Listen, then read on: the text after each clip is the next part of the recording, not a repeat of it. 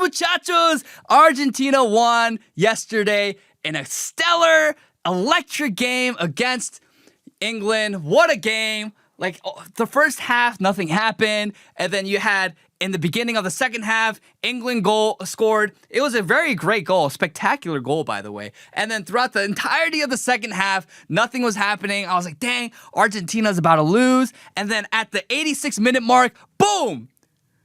Got a goal. And then at the 92-minute mark, boom! Another goal. Lionel Messi, 2 assists right there. Boom. Clutch. Argentina always coming back from being behind. I mean, this team is so clutch. And this is why it makes watching them so exciting. Because it's like, oh, shoot, like, you're on the edge of your seat. You don't know what's going to happen. And then, boom, they come out of nowhere and they score. So, Argentina won. Lionel Messi is the undisputed GOAT. Most World Cup games played, most World Cup goals scored, most assists in World Cup history. You cannot say that he is not the greatest to ever play soccer of all time. We love to see it. Lionel Messi is the GOAT. He also loves Jesus. He loves his family. He's a good father and a good husband. He loves the Lord. He gives glory to God every single time. What a patriot. What a Christian. What a great believer. A soldier of Christ. We love to see it. His influence is great. He's a good guy. We love to see it. Now, I do want to talk about, though, the Argentinian hate. So, the Argentinian hate is really, really bad online. If you see online, whether it's on Instagram, whether it's on X, TikTok, the third world, they absolutely despise Argentina. Third worlders hate Argentina. Now, you know, third worlders, their favorite sport is soccer. It's like the world sport, and it's an easy sport to play because all you need is a ball. But they hate Argentina. But why? Why do they hate Argentina? Do they just hate greatness? That's part of it. Are they just seething with bitterness and jealousy because Argentina does well in soccer? That's part of it. But ultimately, this is why the third world hates Argentina. I looked into this yesterday, and did you know that Argentinians are predominantly of European descent? So Italian and Spanish descent. 97% of Argentinians is European and mestizo, which means they have indigenous South American blood in them. So 97% of Argentina is European / indigenous. Like the remaining 2% is like actual indigenous. And then you have less than 1%, like 0.4% is black. And then the rest is like Asian and all other ethnicities. So Argentina is a homogenous country. It's a homogeneous country. And most of its people are European. Like, they are primarily of European descent. And on top of that, Argentina is 80% Christian. With, I think 60% around being Catholic. And then 20% being Protestant. So, Argentina is a very white country, a European country, and is a Christian country. And you saw in that photo, the woman, right? Argentina was also voted with the prettiest soccer fans. Let's just pull up the picture one more time. You see them. I mean, they're pretty. Like, if you look at the camera footage of all the women that they panned on, the young Argentinian women, they're pretty. And so why does the third world hate Argentina? Because they're European, they're Christian, and they're capable. They're excellent in soccer. They're of developing and very, much more orderly society in Latin America compared to other Latin American countries. Not the best, but definitely better. They're beautiful. Argentinian woman. Beautiful, you can't deny that. And so that's why the third worldists hate Argentina. The same reason why they hate America, they hate Europe, European countries, because they hate European civilization, they hate Western civilization, they hate Christendom, they hate Christ. It's that simple. People don't need to overcomplicate it. They always hide it behind, Argentinians are this, Argentinians act this way. No, it's because they just hate magnanimous Western civilization. They just hate it because it's all out of envy, bitterness, resentment, covetousness. That's why they hate it. They hate greatness. They hate beauty because they can't have it. They don't create it. So they have nothing to do except react in their squalor and the filth with envy and jealousy. That's why they constantly still identify, they self-identify with their colonized status. So they're colonized, and they always see Europeans as colonizers. That's why they hate Argentina. They're like, how do you adopt your colonizer identity? Well, who cares? Like, they're like, whatever. We're going to do what we do. We're 80% Christian. We're 97% European heritage. Yeah, we just embrace it. And we created a new identity for ourselves. We are Argentinians. I mean, that's so based. Like, what? They hate that. They hate right-wing principles. They hate greatness. They hate Christianity. They hate European civilization. So that's why. That's why Argentina gets so much hate online. And if you just peruse X, you peruse TikTok, you see video, post after post after post, a third world is seething that Argentina won.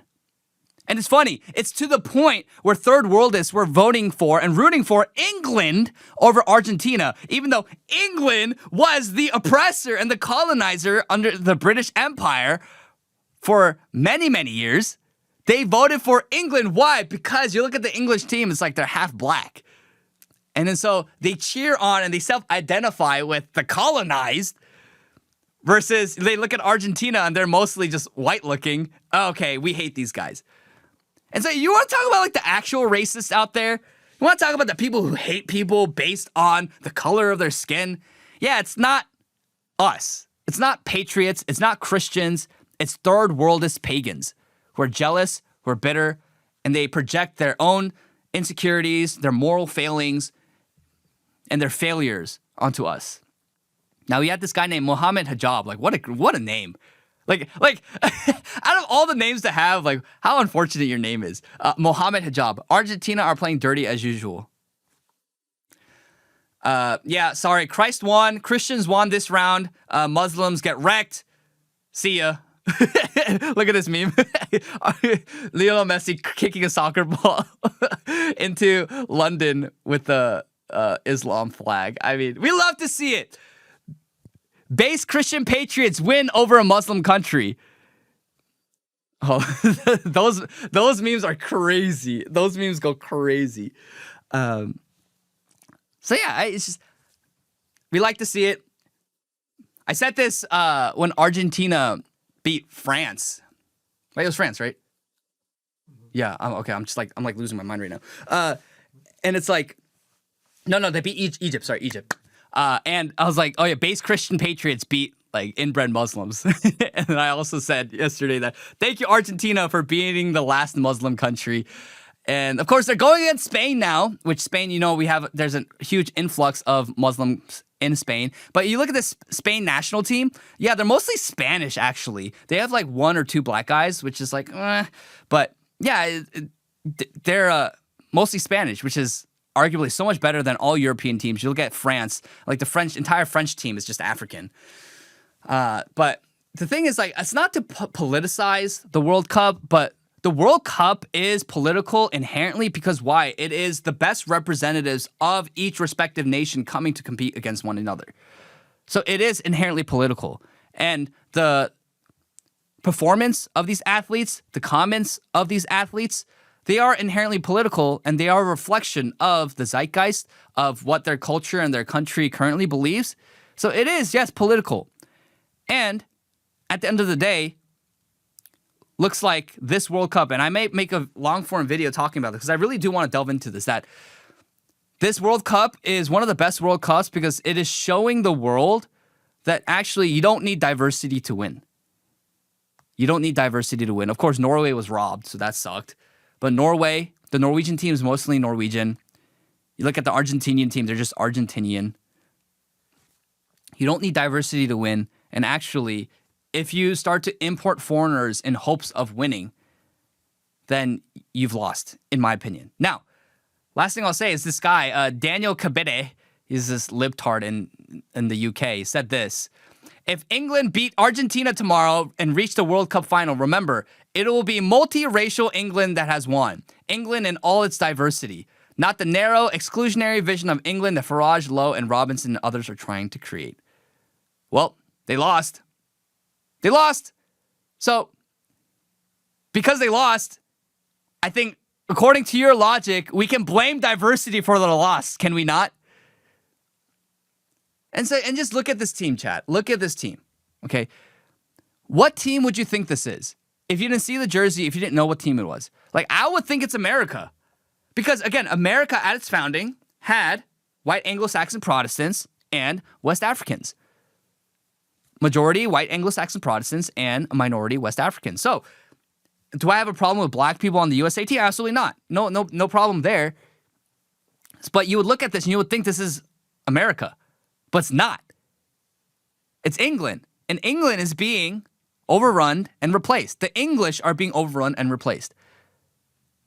So leftists love to beat their chest about we need foreigners and we need the best and brightest from the third world to win soccer games, to win sports games. Okay. Let's even grant you that argument. Well, you're not winning sports games. France lost to Spain.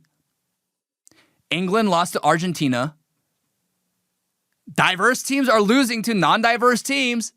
Yeah, maybe don't hide behind winning sports teams as a reason to displace your people and completely replace your people in their own home.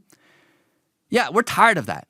No more diversity. We want difference. Like, what is the point of the World Cup if it's just Africans from one country going against Africans from another country?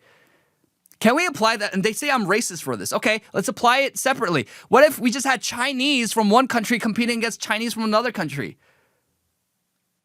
Would you be okay with that? I wouldn't. If we had white people of one, and white people are different, right? Because they're very diverse. But let's say you had,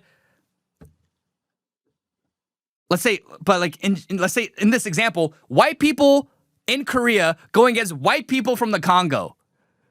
Like, at what point are we gonna say, oh, it's just everyone's the same? Like, there's no substantial difference there. And I actually value diversity. I want nations to remain and stay distinct. And that requires us to say things that are, yes, I get it, unpopular and not digestible in the current modern liberal culture that we live in and inhabit. But we are different. Our nations are different, and there's nothing wrong. It's actually a good thing to preserve your nation for its people, its ancestral and traditional people. There's nothing wrong with that. And that's actually a good thing. It's a good thing. So yes, I don't want to see white people play in Korea on the Korean team.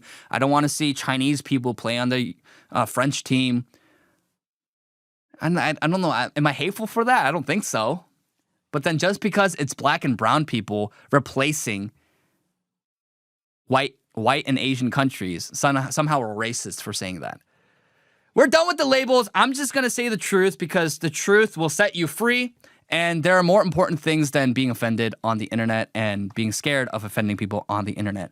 But we love Argentina. We are rooting for Argentina on Sunday against Spain. May Argentina win. We also like Spain, but I mean, Argentina needs to win because it will be the nail in the coffin for diversity in soccer and also for Christ to be king on the world stage. We love to see it. Argentina won last time. Let's have them win again. Two-peat. It might be Messi's last World Cup.